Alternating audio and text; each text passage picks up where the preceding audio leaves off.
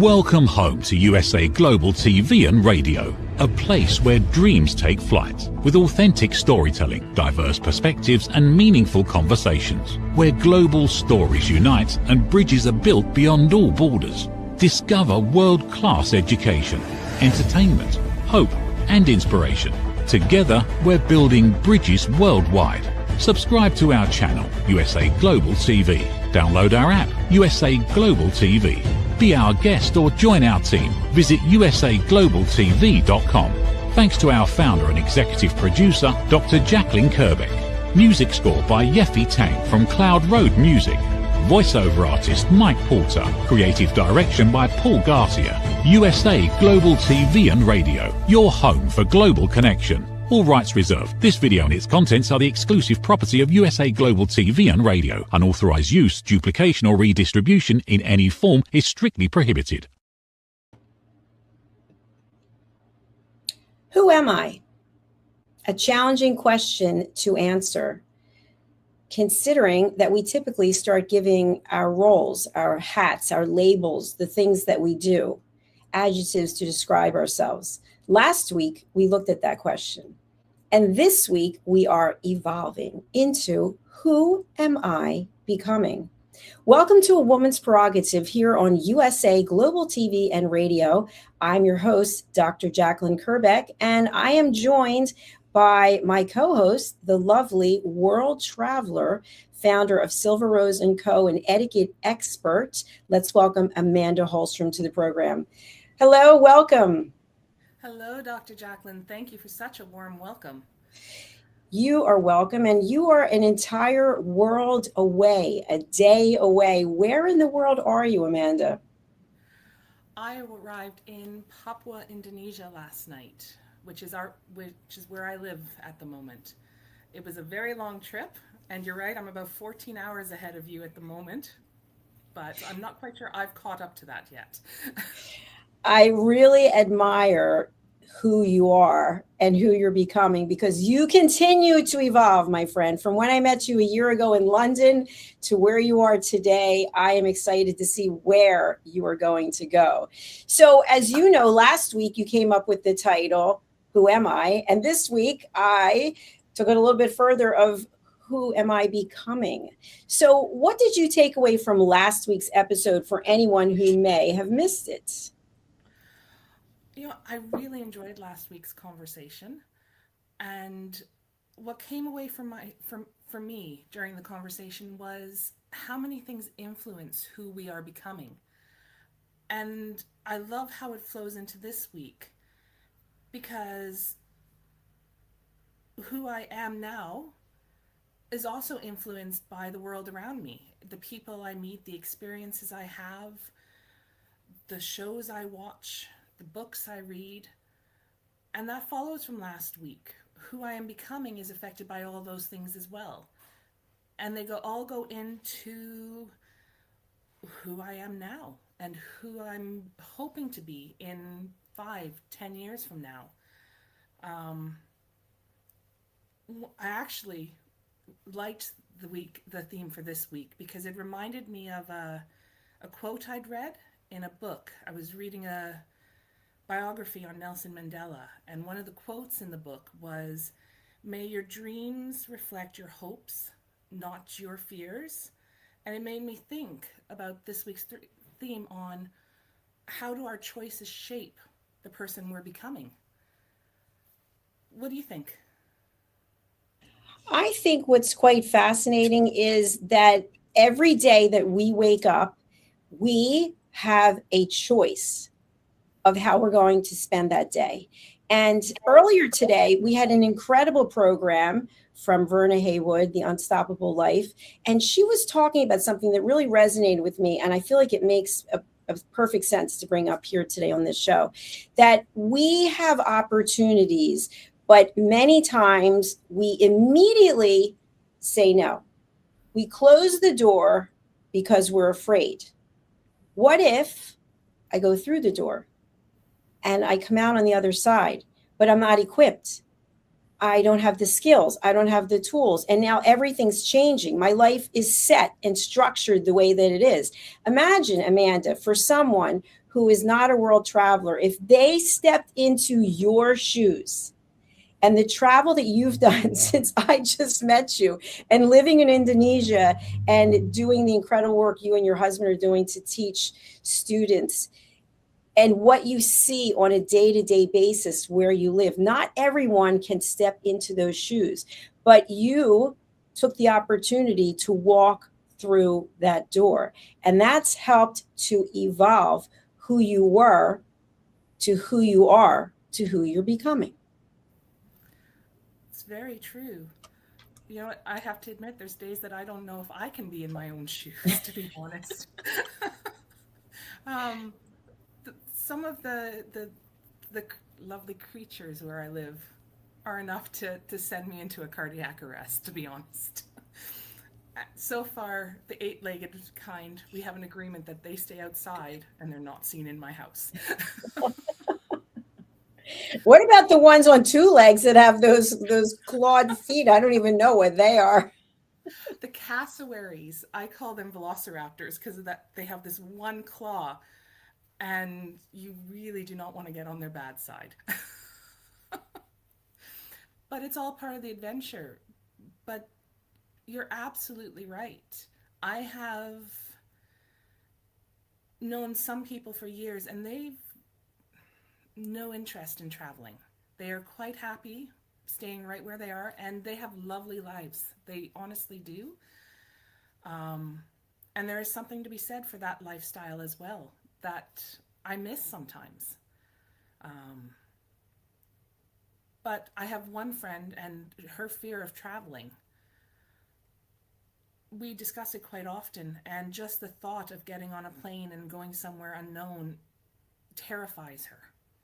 Whereas for my husband and I, we can't wait. It was one of the reasons we picked Papua to come to, was the adventure of going somewhere most people will never have the chance to go. I know you and I met in London, so I know you're a world traveler as well. You were on your way to Greece, I believe, from London when I met you. Yes, I definitely was. I mean, I went to Panama, and that to me was the furthest in terms of the wildlife and the creatures that were there. So I can't even imagine what it must be like for you. But I think it's all important because it goes into who we are and who we're becoming. And as we are evolving, to me, I like to have goals, maybe a vision board. I just watched a short clip. I don't know if you know who Mariska Hargitay is from. She's been on Law and Order for a very long time.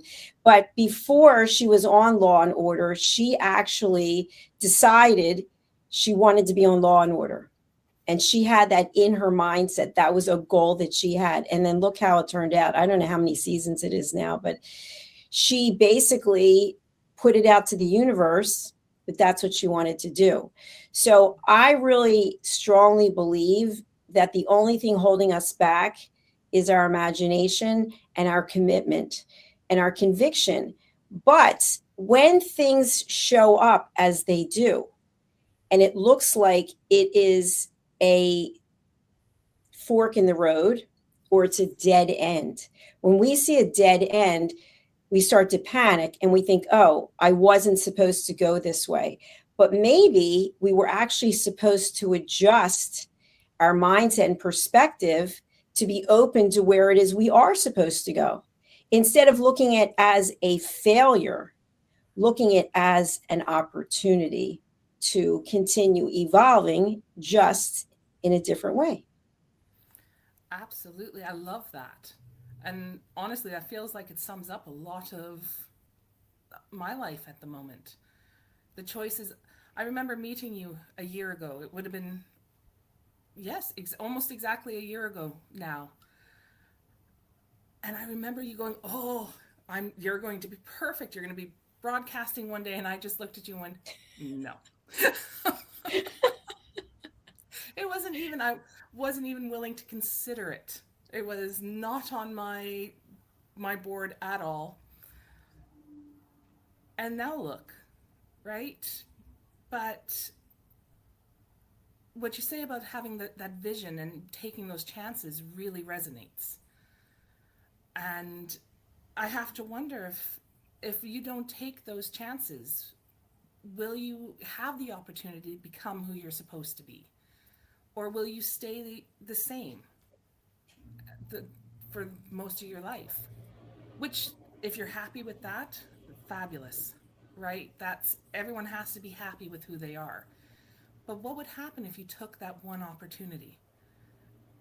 And that's a question that I always ask myself. So my husband and I are constantly asking ourselves, okay, what can we do to grow, to change, to learn? If we don't take this opportunity, what might we be missing? I know you have taken some huge opportunities in your life as well, and look at where you are now too, right? USA Global, the listening mentor. If we hadn't taken those opportunities, where would we still be? And that's a huge question and a lot to look at. It absolutely is. And we will never know the answer to that. What I think is also important is people come into our lives for a reason. You and I met for a reason. And I saw something in you that you didn't see at that time, but you were open to it. It was a little challenging at first, but it was kind of like prying open a can. Finally, the lid starts to come off, and boom, all of a sudden, this beautiful flower comes out. And once you got over your fear, you were open to it. And what the audience doesn't know is you put a lot of work.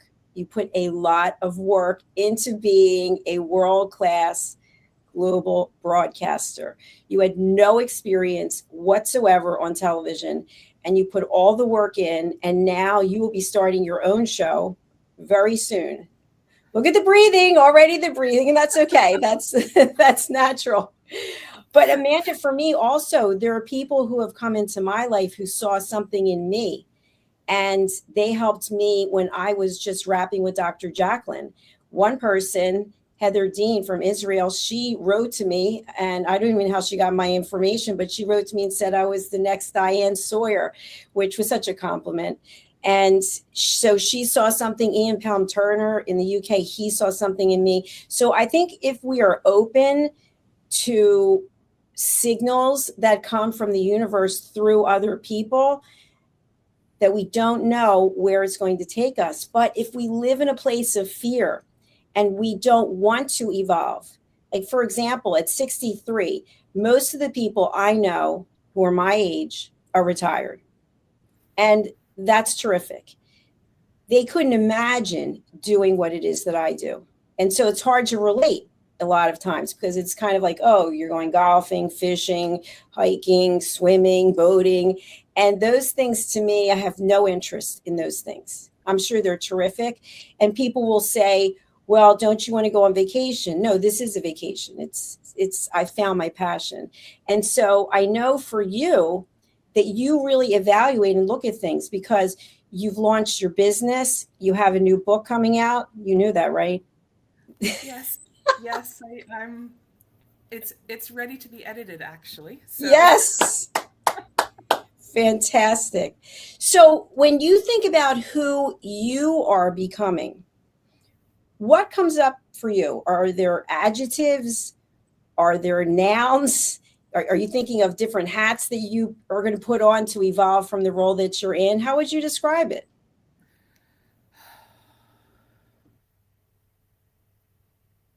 You know what? In a lot of ways, I would say my life is actually quite chaotic sometimes, but it's a dream. Honestly, and it's easy sometimes to get lost in the, well, I wish I had done this, or I wish I had this, or, oh, why did I do that? But I'm actually quite blessed. That's a word that comes up when I think of my life. I've had the opportunity to do things a lot of people haven't. As educators, my husband and I just made that decision. We were going to go and travel. We would work and travel at the same time. And I've seen places and I've met people and I've seen cultures that I would never have had the chance to. And through my travels, I've been extremely blessed to meet people that have touched my life in ways that I would never have imagined. A year ago, prior to my training with the British School of Excellence, I would never have even thought that I would meet somebody as wonderful as yourself or the staff at the British School that would make such a change in my life. So you asked me a very simple question. I've gone on a very long answer. Blessed. I'm blessed and scared, and because there's quite a change coming in my life. So, but those would be the two words I'd probably use. They're very descriptive, and that's how you feel. And I appreciate that. I want to give a shout out to the British School of Excellence because you just mentioned them. And I met someone through there, Justina Matali, Dr. Justina Matali, who has brought me in to speak at various events and contacted me just the other day about teaching students in Zimbabwe elevated listening. So if you have an opportunity to take a course to get to know the people at the British School of Excellence, I highly recommend it because, again, you're walking into a space where you never know where things are going to go. So, Amanda, that brings me to my next part of our conversation, which is really based on what I'm learning at the Wharton School of Business from University of Pennsylvania. We are looking at leadership, presence, and influence. And so one of the things that we've been talking about is networking. And as we're evolving and who are we becoming, a lot of that is tied to who it is that we are associating with. And so many times people are part of a network. If you think about it, let's say the British School of Excellence, right? That is a network of people. And we tend to stay in the same network with the same people. And if we were to leave that network, it would still continue because it's highly densely populated with people. They don't actually need us.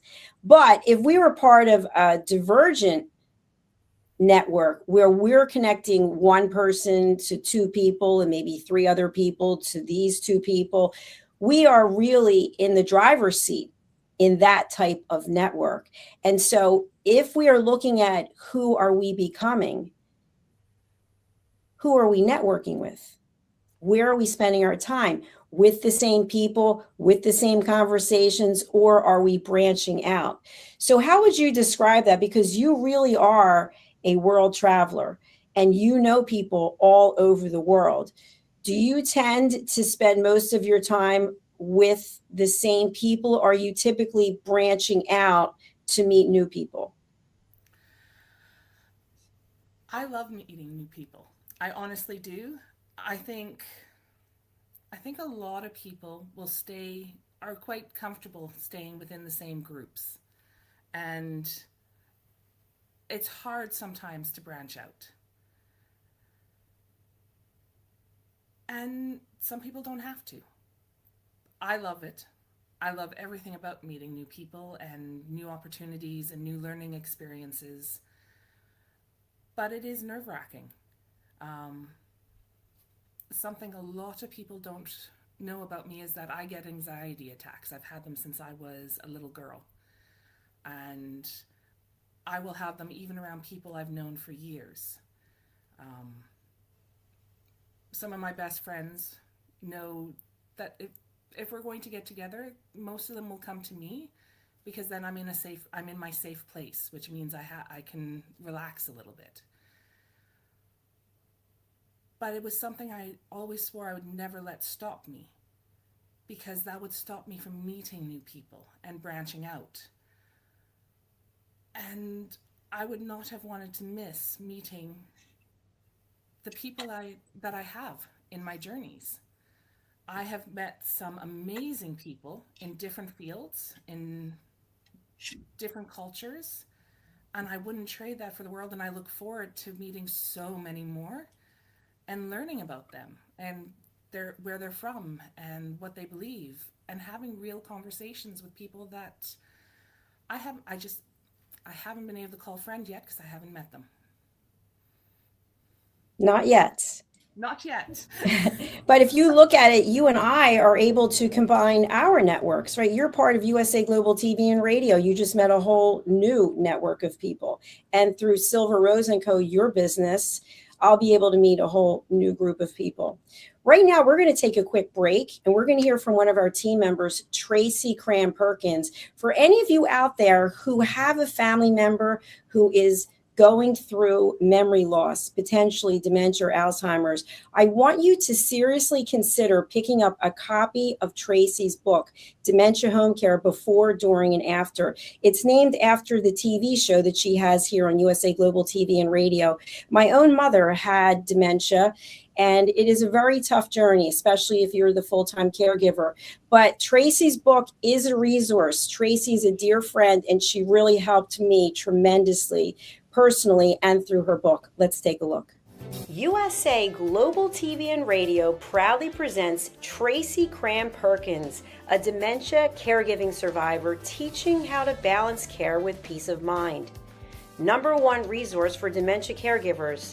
It's the book Dementia Home Care, How to Prepare Before, During, and After. Over 17,000 copies sold of this must-have guide. And now a testimonial from Tracy Smith. If I was to describe this book to someone who is going through a similar situation, I would underscore how important it is to have some sort of a tool or a guidebook to help you through certain stages. And there's so many, it's such an unknown topic to the average person. And to have this as a reference is essential. It's going to help you get through it personally, as well as help your loved one manage. To learn more, go to tracycramperkins.com. Tracy Cram Perkins is an award-winning author. She's also the host of Dementia Home Care television show. Watch it here on USA Global TV and Radio. Have you subscribed to our channels yet? USA Global TV and Radio and Dr. Jacalyn Kerbeck. What are you waiting for? Welcome back to A Woman's Prerogative, where we've been exploring who am I becoming? Let's welcome the star of our show, joining us from Indonesia. It's Amanda Holmstrom. Welcome to the program, Amanda. Thank you for welcoming me back. That book, Dementia, affects so many people, and it is a great read. So. It really is. And the thing is that I don't have the book because I gave it away, because that's how important it is. It's like my family member passed away, you pass the book on. But the way that it's written, there's a big box in each chapter that really summarizes everything. And then there's resources at the end. So do consider picking up a copy. All right, we were talking about who we are becoming. So you are a business owner and you help young people learn etiquette and manners, which, by the way, we've learned this from the British School of Excellence. And I laugh because my certificate right here is a certified etiquette trainer signed by our dear friend Philip is here. But etiquette is not just for posh people. It's not just about opening doors, pulling chairs. It's actually emotional intelligence. It's leading with integrity and grace. So why is it important, as we look at who we're becoming, to help children understand etiquette and manners, Amanda? That is a great question. Thank you. That's why they keep me around here. And honestly, it goes back to the question that we actually looked at last week as well, of what qualities do you want to have going out into the world? What qualities, what lessons, what kind of people do we want our children to grow up to become? I know I have 4 children myself, and I have raised them all with etiquette and manners, and tried to teach them the social confidence to be able to go out into the world with some confidence to meet new people and to make a difference. The basis of etiquette and manners is the golden rule. It's, what can I do for you? And that's important to teach our young children, so that they can grow up with it and they can go out and try and make the world a better place. Because it's not about me, myself, and I. It is about, what can I do for you? And if we start teaching that young, the caring, the self-confidence to be able to be yourself in any situation, so that you can help those who need it, or help somebody in a situation, whether in a business, then that's an opportunity I don't think we can bypass. Excellent point.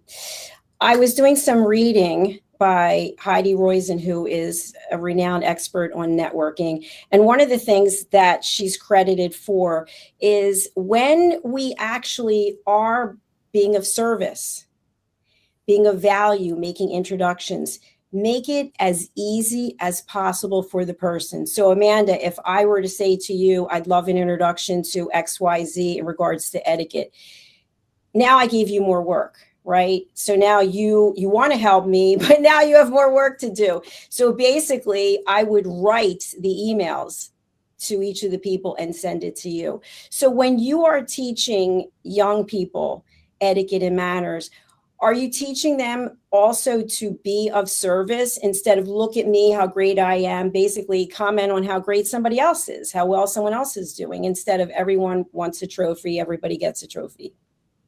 Absolutely. One of the fun activities, and I've done this for years, even before I actually officially became an etiquette instructor, was giving them the task of going out and smiling at as many people as they can, and to watch the reactions they get, so that they can see how just something as simple as giving a smile to somebody can change a whole person's day.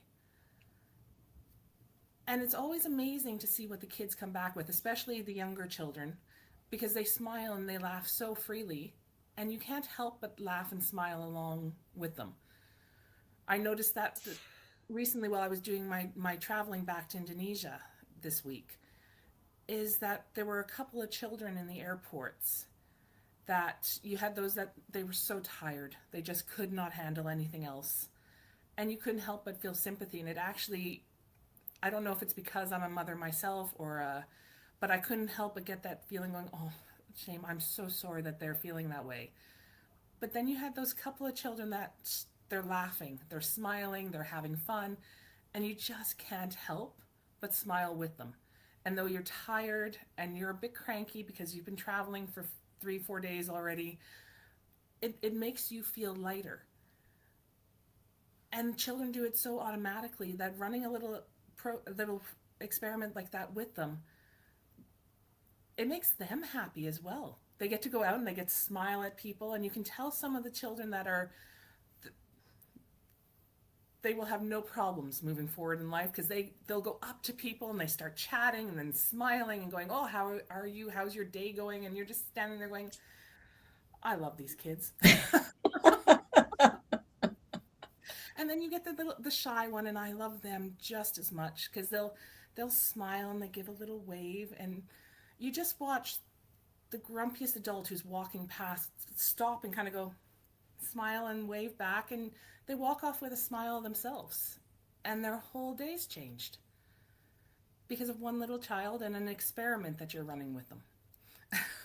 Well, Amanda, that's such a good point, and it reminds me of our colleague and friend Red O'Loughlin, whom I've known for now 5 years. And whenever I see him and I'll say, how are you doing? He'll say, excellent as always. And I never really know if he is excellent as always, but that's how he responds. And he said when he says that, it changes his whole demeanor. Because if you say, I'm fine, I'm okay, kind of you bring yourself down. But by saying excellent as always and then smiling afterwards, you feel like a little lilt, a little lift in your shoulders almost. So I would encourage people, as we are evolving and looking at who we are becoming, What is our own mindset when no one else is around, when it's just us in the quiet recesses of our mind? Are we smiling? And I've said this before, and I'd love your thoughts about it. There's so much conversation about what we have, what we don't have. But what resonates with me is how happy are we? How peaceful are we? On Saturday, I went in to get an evaluation on my resting heart rate, which I know is really thrilling. But two questions were asked of me, and the answers that I gave really were profound to me. The first was in a study of your own stress level, if you're evaluating your own stress, from 1 to 10, 10 being you're completely flipped out. How stressful are you?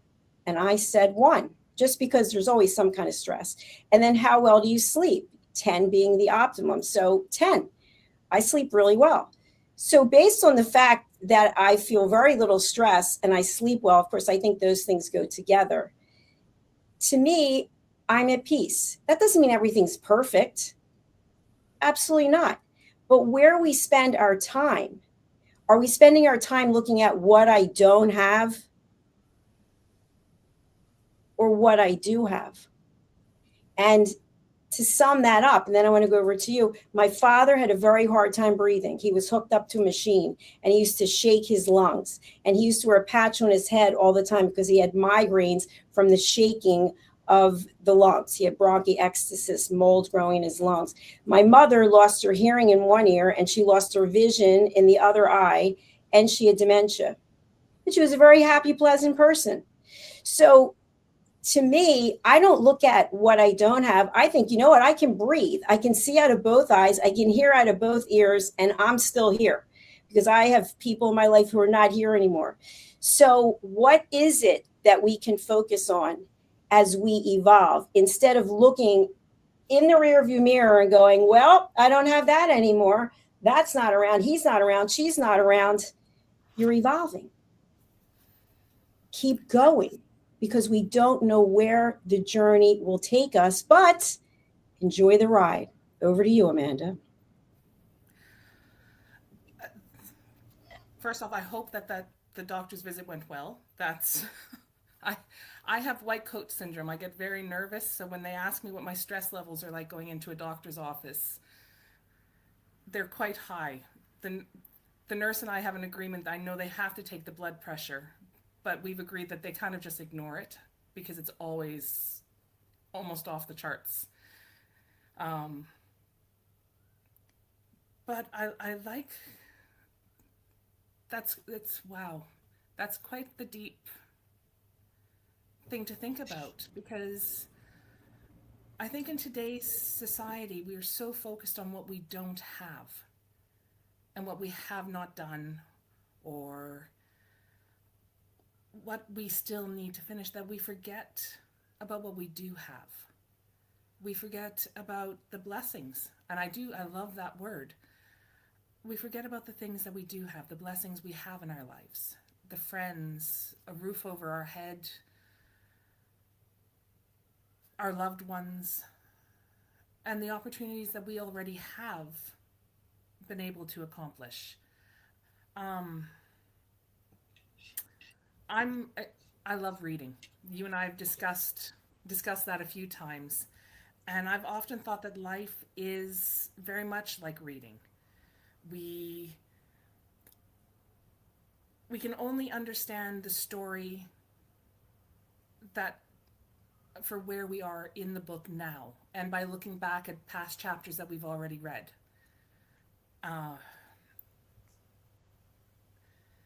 But we don't always realize how each experience, how each challenge, how each person we meet, how those are all showing us who we're becoming and the things that we have. I know a lot of people will say, well, is your glass half empty? Is it full? Well, how about we're thankful that there's water in our glass and be thankful for what we have. But that's not very easy in today's world.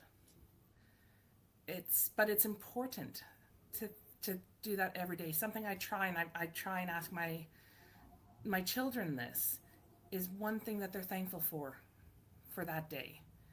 And it's hard. It sounds so simple. It really does. But some days that's very, very hard, because we get caught up in what's going wrong. What haven't we done? What have we not got? And that's very easy to get into that routine of always thinking in the negative. And it's a hard habit to break. Yes, it is. One thing I want to share is, as a result of being on this network, I was introduced to some individuals from Push Child Foundation in Uganda, and they have a community of people who are living with HIV, and they have no running water. And literally, children are walking 3 miles with a jug on their head to get clean water to bring back, and they have no shoes. And so I think sometimes in the United States, for example, in Canada, other places in the world, we don't even think about those types of things because we pretty much have everything. And when we hear stories like that, it's like, well, that's not my problem. That's, how many people is that? 10 people, 15 people. But if you look at it, there are people who are suffering, really struggling. And you know about that where you live. There are places in the world with cannibalism. There are places in the world. I was just talking to someone today, a place that you and I both know and love, very well known for knife crime. People walking around with knives ready to steal your watch, steal whatever it is you have because they're desperate. So I think when we look at who are we becoming, it starts off with giving gratitude and realizing that at any moment, it can be taken away from you. At any moment, you could be the person standing on the street corner. You could be the person with the needle in your arm. You don't know what someone else is going through. So while you have your wits about you, right? I already told you about my mother. Watching someone you love lose their mind is a very hard thing. While you have your wits about you, think about what it is you're grateful for and embrace it. And maybe someone else you don't even know who looks down. Maybe you walk past someone, you say hello. You do something nice. You hold the door for someone with no expectations. And that's where I think we come back to that whole idea of networking, is being of service without looking for something to come back to you. I completely agree. It's taking that one opportunity to help somebody if you can. I did it this summer, and unfortunately where I'm from is facing a very, very big homeless issue at the moment. And there are a number of people that they don't have homes. They're living on the street. And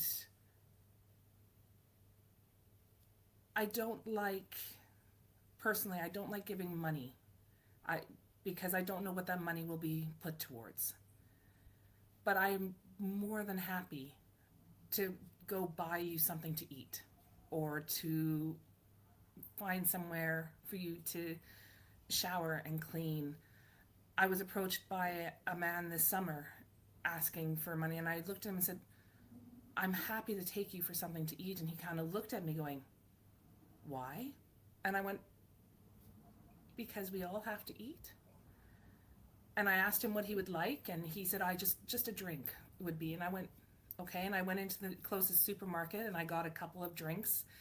And I also picked up a couple of sandwiches, and I gave them to him, and he just looked at me and went, why? And I went, why not? Because I can. And one of my daughters asked me afterwards, going, Mom, you can't do that with everyone. And I went, no, I can't. But I can help the ones that I can, even with something as little as a sandwich, because I can. And she went, but then they know that they can, and I went, I hope they know they can keep coming and asking, because that's something small that I can do. And I kind of just looked at her going, there's not much that separates us. One bad decision, one call, and we're out of a job. We could be them. There's not much that changes between that. At any moment, something could happen, and we could be having bad luck as well. And I would hope somebody would take the time to help with something as simple as a sandwich. I love that you did that. And what I want to add on to that also is that many times we look within our own circle and the answer is not there. I talked about having a dense network where everyone's connected, and maybe that is the network that the person was in, and then something happens, they lose their job, they become homeless, and that network might turn on them. And they might actually need to look outside of that to a completely different group of people. And maybe that's where you came in that scenario. So as we bring this episode to a close, Amanda Holmstrom, Indonesia, who are you becoming? Oh, I would hope that I'm becoming the person I'm supposed to be. I think that is a tough question. At the moment, I am becoming the director and founder of Silver Rose & Co. And living internationally for as long as I have is giving me the opportunity to work with individuals and families, schools, and organizations to help build confidence and communication skills, life skills, across multiple cultures. And if you would like to reach out, I would love to hear from you. You can go to my website and learn more at silverroseco.ca. You can also connect with me on LinkedIn. You can search for me under Amanda Holmstrom. It's HOLMSTROM. You can also find Silver Rose & Co. on Facebook and Instagram. And I look forward to hearing from you. Thank you. Thank you, Amanda. What the audience doesn't know is that in your journey to become a world-class broadcaster, you also had to put together all of these social media sites. A work in progress. I'm still working on them. Great job. Thank you for being here, Amanda. Well, everyone, thank you for taking the time to be with us on another episode of A Woman's Prerogative. Coming up next is You as a Whole, Body, Mind, and Soul. I want to leave you with this. Each and every one of you out there has something very special and unique. But because of life, we get beaten down and we don't remember those things. And sometimes we only think of the labels that have been attached to us by other people. But when you truly break free of needing external validation and you realize everything that you need is already inside of you, when you look at the mirror and you see that person looking back, that's your best friend. That's your coach. That's who you need. And when you become right with that, everything else will fall in place. So remember to believe in yourself, because until you do, it will be difficult for other people to believe in you. I believe in you, and I thank you for being here. Please do consider subscribing to our channels, USA, Global TV and Radio, where we've earned the YouTube Silver Creator Award for over 100,000 subscribers, and my own personal channel, Dr. Jacalyn Kerbeck, where we have about 41,000 as we're a couple years behind. And as we close out, we're going to hear from our dear friend and colleague, Mr. Red O'Loughlin, who has written a new book, and the book is called Aging Sucks. Let's take a look. What if many of the problems we associate with aging are not random? What if there are identifiable causes behind declining energy, chronic disease, and memory problems? We have been told that aging is simply something we must accept, that slowing down is normal, that growing older means growing weaker. But what if that's only part of the story? Why do some people remain active and engaged well into their later years? Why do others struggle with disease, fatigue, and declining health? What is happening beneath the surface? What processes drive aging? In Aging Sucks, researcher, educator, and author Red O'Loughlin explores what researchers have discovered about why we grow older. No medical degree required, no confusing jargon, just clear explanations of what researchers have discovered about the processes that influence aging. You cannot stop aging, but understanding its causes may help you make better decisions about your health, your future, and your quality of life. Because understanding comes before action. Action creates hope. Aging sucks. End the guesswork. There is hope. Thank you, viewers and listeners of USA Global TV and Radio, for joining us today.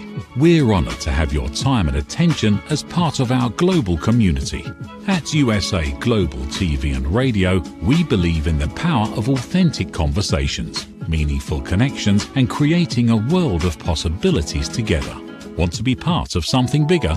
Join our team of elevated listeners at usaglobaltv.com, a space where your voice matters and your ability to listen transforms relationships. Stay connected with us across all our platforms for thought-provoking discussions, expert insights, and empowering stories. Subscribe to our channels at youtube.com/c/USA-Global-TV. Follow us on social media and explore the endless opportunities we're creating for growth, learning, and inspiration. Together, we're not just broadcasting, we're building bridges and changing lives one conversation at a time. For inquiries, contact us at info@usaglobaltv.com. Produced by Executive Producer and Director Dr. Jacalyn Kerbeck. Voiceover by Mike Porter. Creative direction by Paul Garcia. All rights reserved. Visit usaglobaltv.com to view our full terms and conditions.